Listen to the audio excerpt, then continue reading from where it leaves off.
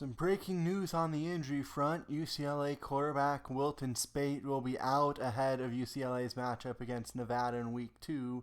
So the reins will be handed over to Dorian Thompson-Robinson.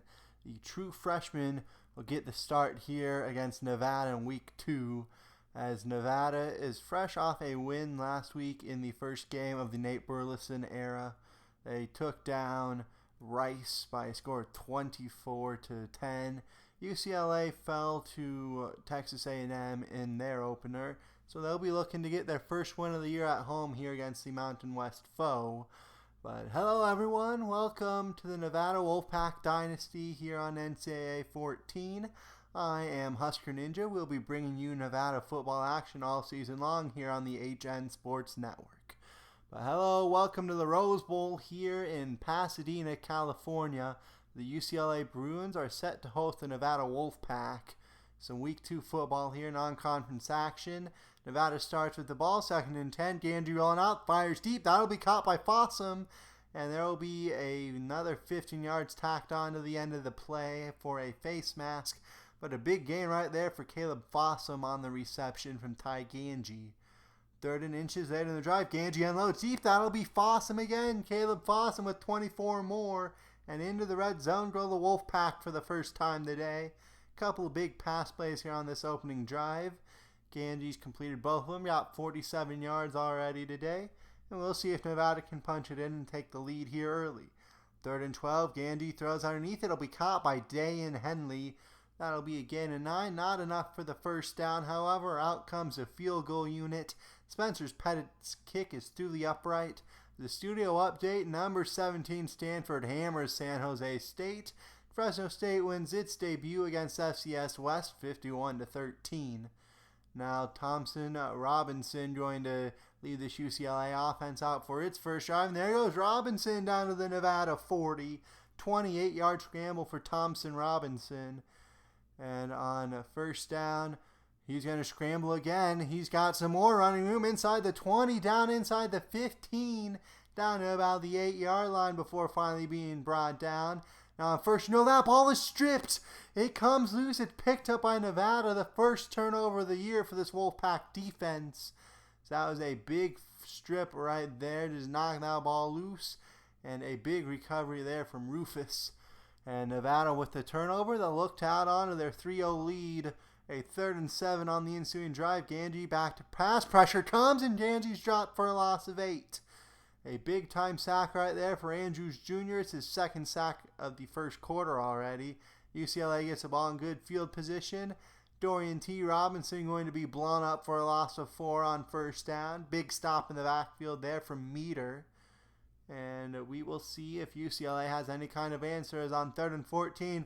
Jamabo going to get the catch on the screen. He'll take it down to about the Wolfpack 30. Gain of 7 brings up 4th down. Out comes a field goal unit. And the kick's going to be right down Broadway. UCLA ties things up here. Another studio update for you. Tennessee handles Colorado State in Knoxville 44-27. Our score at the end of 1 here in the Rose Bowl is UCLA 3 and Nevada 3. As the Wolfpack will look to take the lead here early in the second quarter. Ganji keeps himself on 3rd and 1, pick up 6, move those chains for the Wolfpack. Now on first down, Ganji rolling out, gonna unload deep, has a man all alone at the 20, it's Brandon O'Leary-Arang. And O'Leary-Arang gonna pick up 36 more. He beat the press coverage right there, climbed the ladder and hauled that baby down. It'll be a big gain right there and in prime position to take the lead. Now on 2nd and 8, Ganji will keep it himself on the read option. Tie Ganji down to about the 3-yard line. Gain of 12, 1st and goal, Wolfpack. They'll look to punch it in and take the lead back. Now facing a 3rd and goal. Ganji back to pass. Pressure comes, ball comes loose. It's picked up by Wade and UCLA with a turnover of its own. 2nd fumble of the year for Ty Ganji. UCLA will look to take advantage of the turnover to take the lead. There goes Soso Jamabo for a gain of 8. Later on, a 3rd and 5. Robinson stood up, stuffed, dropped for a loss of 5. He wanted to roll out, but Dominic Christian met him in the backfield. A big sack for the corner. Got some heroics in the season opening win last week, including returning the opening kickoff 93 yards for a score. He gets in on his first action of this one here with a big sack. Sets up 4th and 10. UCLA has to punt it away. Now Ganji rolling out, throws underneath, picked off by Pickett. A poor throw by Ty Ganji, and this one's going to be taken back.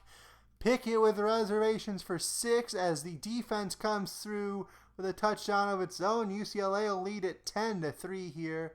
Studio update for you. Boise State takes down Southern Miss 42-6. Our score here, UCLA 10, Nevada 3, 2:45 to go first half. Jackson Kincaid goes up the middle for a gain of 12.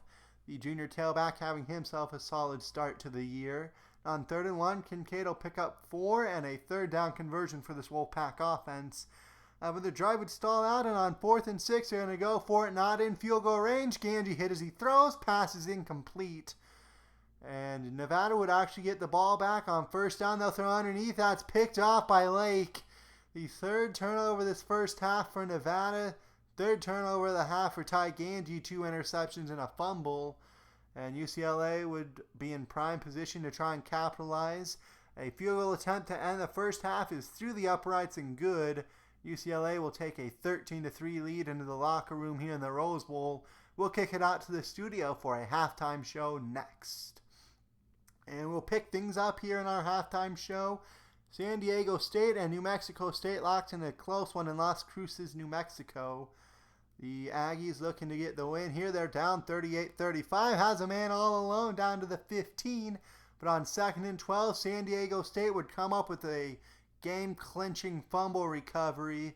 And San Diego State would walk out of here with the 3-point win. They remain unbeaten on the year.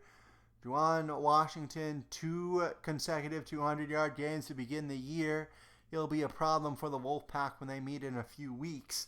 Now we kick it out to College Station, Texas. Number 11, Texas A&M getting all they can handle from SMU here. They trail by 3 midway through the 4th, and a big gain there would set up a prime scoring opportunity for SMU. They'd cash it in, and that would be a touchdown to put them ahead by 2 scores. Last-ditch attempt for the Aggies down to 4th and 11, and that would be caught but out of bounds. SMU rolls into College Station and takes down number 11 Texas A&M 48-35 behind a 10-0 fourth quarter performance. And speaking of upset alert, South Carolina leading Georgia 38-35. That 4th down conversion attempt from the Bulldogs would be no good. And from there, A.J. Turner and the Gamecocks would run out the clock. Georgia drops 2 consecutive games to open the year. South Carolina remains unbeaten. We will likely see the Gamecocks in the top 25 next week. As we will end things here in our halftime show, West Virginia and Oklahoma in a tight one in Norman. Number 3 Sooners getting all they can handle from the Mountaineers. On 4th and 2, they go for it. Winston Wright would make the grab for West Virginia. And on 1st down, Austin Kendall, the former Oklahoma quarterback, would have a touchdown pass dropped, and we'll see if that comes back to bite him here on 4th and goal. Kendall would roll it out, escape the pocket, and Austin Kendall would get the scrambling touchdown rush himself on 4th and goal. West Virginia, would take the 24-21 lead, but Oklahoma would drive down the field and force overtime. And in overtime, Austin Kendall would have another rushing score, this time a 9-yard scamper. Oklahoma facing 4th and 9, last chance for the Sooners, and they would find CeeDee Lamb. Jalen Hurts going to extend the game to a 2nd overtime, but on the first play of the next overtime period, Hurts is going to be picked off, and West Virginia would kick the field goal. They'll roll into Norman and escape with a shocking upset here, 34-31 over the Sooners in double overtime. I would expect to see West Virginia enter the top 25 next week as well. Now we kick it back out to the Rose Bowl for the second half of UCLA Nevada. Soso Jamabo blown up in the backfield for a loss of 2. Ultimately, the drive would stall out. 4th and 1. Out comes the field goal unit. The kick's right down Main Street. And Northwestern would take down New Mexico 28-20. Close one there for the Wildcats in Evanston, but they do avoid the upset. Our score 16-3, UCLA on top of Nevada right now, as UCLA would get the ball back. So Jamabo would be blown up by Gabriel Sewell in the backfield after the Nevada drive stalled out to open the second half. Already leading by 13. It's a 2nd and 12. We'll see if UCLA can put this thing on ice here in the third quarter. Thompson Robinson going to be brought up and sacked for a loss of 3. Gabriel Sewell in the backfield for the second consecutive play. So that's up a 3rd down and 15 after the sack from the middle linebacker. And, well, UCLA would end up having to punt. The drive stalls out. 2nd and inches on the ensuing possession. Nevada has a man wide open. It's Meyer. Nothing but daylight in front of him, but Meyer's going to be tripped up at the 2-yard line. Anyone faster than a slug right there, and that's 6. Instead, Meyer does indeed have the speed of a snail, and he gets tripped up from behind. He was all alone, no one within 10 yards of him, and how does he not get that one into the end zone? On 1st and goal, Ganji would be back to pass. He'd throw it behind his intended target, picked off by Pickett for the 2nd time today. Pickett would break a couple tackles, bounce this one to the outside. And Pickett for the 2nd time today with reservations for 6 in the end zone. The 4th Nevada turnover of the day, the 2nd pick 6, and UCLA is rolling here. Air Force takes down Utah State 44-27. You see Nevada really playing well defensively. UCLA only with 89 yards of offense. But 2 defensive scores for the Bruins as Caleb Fossum will make a big gain right there for a gain of 30. Get that one out to about the 40. Nevada down by 20 thanks to those 2 defensive touchdowns for UCLA. Plus a total of 4 turnovers on the Nevada side. Not exactly what you would call a winning combination. But we'll see if they can make things close here in the final minute and 50 seconds of the third quarter. 4th and 9. Armstrong goes up, climbs the ladder, spins it down. Gain of 26 for Travion Armstrong. And Nevada will move the chains on 4th and 9. They'll have 1st down. We'll see if they can't make this back to a 2-score game. And if you get a stop, another score, who knows? You're right back in this one. But first they got to punch it in here. 1st down. Ganji back to pass. Has a man alone in the end zone. And there's Trey Carter-Wells, the tight end, with a 16-yard touchdown reception. Ganji with 1 score and 3 picks, and Nevada has cut this to a 2-possession ball game here late in the 3rd. That was really just a beautifully executed play, beautifully run route, nice pitch and catch. Nevada finds the end zone as Hawaii upsets Oregon State and Corvallis 44-35. UCLA up by 13 here, but they're going to try and take the lead back, extend it some more here. And on the last play of the third quarter, they'll do just that as Steven Johnson III with the 15-yard touchdown reception. The Nevada defense gives up a quick touchdown in the final minute of the third quarter. It's a 20-point UCLA lead as we enter the final period.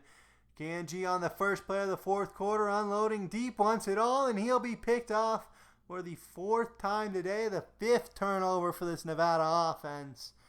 And it just has not been their day. The defense, for the most part, has played well for most all of the first 3 quarters. But they just appear to be tiring a little bit here as UCLA would tack on another field goal. As we got another studio update, UNLV takes down Arizona 49-24. Big upset there for the Runnin' Rebels as Rogers threw for over 300 yards and 3 touchdowns in the win. And Baber would return this kick out across the 30. But Damian Baber is going to be injured on the return. And that's not good for Nevada, seeing their starting free safety go down. On 3rd and 8, Brendan O'Leary-Orang going to pick up 9 and a 3rd down conversion. Probably going to be too little too late, but at this point the Wolfpack can always play for pride. As Jackson Kincaid will have the 1st down run right there. He's over the century mark today. He's broken that barrier in each of the first 2 games of the year. Is unloading deep. Caught by Carter-Wells inside the 10. Gain of 33 for Trey Carter-Wells. Ganji on 3rd and goal. Back to pass. Has a man out of the backfield. It's Kincaid. Jackson Kincaid with a 6-yard touchdown reception. No rushing scores yet for the tailback, but he does have 2 receiving touchdowns this year. That'll make the final score more palatable in this one. 33-17 right now is UCLA looking to try and run out the clock. Robinson makes Meter miss, and he'll pick up the first down on the option. And that would enable UCLA to run out the rest of this clock. They'll win at 33-17 here in Pasadena. Ganji, not a good day for him, really. 13 of 30, 281 yards, 2 scores, but 4 picks, 2 of which were returned for touchdowns, including the backbreaker, 99-yard pick 6 in the third. Kincaid had 19 carries, 106 yards. Still looking for his first rushing score, but he adds a receiving one, his second such touchdown of the year. Fossum had 4 catches for 81 yards to lead the Wolf Pack. Carter Wells had 2 for 49 and the other receiving touchdown. And elsewhere, Sewell led the team with 9 tackles. He had 2 for loss and a sack. Christian with a sack. The corner had himself an alright ball game. And really, this defense did play well for the most part. They just ran out of steam in the fourth quarter after all the turnovers and being on the field so much. Yeah, the forced fumble from Malik Reed and the recovery for Rufus. But that's going to do it for me. Nevada with a bye week next week. And after that, they take on Hawaii at home in the conference opener. We'll see you then. But for now, I'm Husker Ninja saying so long from the HN Sports Network.